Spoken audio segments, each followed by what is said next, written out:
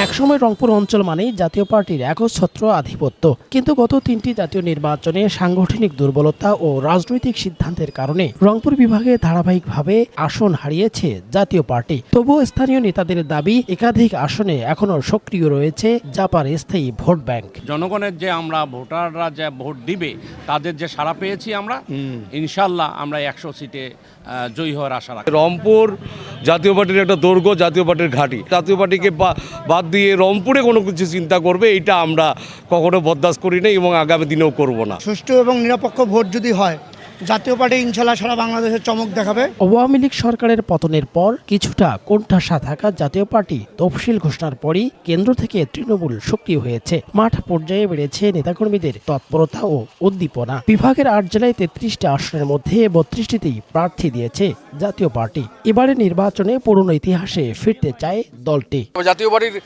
যে জনসমর্থন হ্রাস পাইছে বা বৃদ্ধি পেয়েছে তার প্রমাণের হিসাবে তো একটা নির্বাচন, জনগণের মতামত, আমরা সঠিক প্রতিফলন চাই। পরিসংখ্যান বলছে 1991 ও 1996 সালের নির্বাচনে রংপুর বিভাগের অধিকাংশ আসনেই ছিল জাতীয় পার্টির দখলে, কিন্তু এরপরই শুরু হয় পতন। কমতে কমতে 2024 সালের নির্বাচনে মাত্র 3টি আসনের জয় পায় দলটি। এই সময় অন্যান্য দলগুলো নিজেদের অবস্থান শক্তিশালী করে নেয়। এবার শুরু থেকে জাতীয় পার্টি আলোচনায় না থাকলে নির্বাচনের মাঠে নামায় বিএনপি ও জামাত জোটের কৌশলও আসছে পরিবর্তন। তাই নিজেদের আসন পুনরুদ্ধারেও মরিয়া দলটি। রংপুরের মানুষ, জনগণ আমাদের সাথে আছে।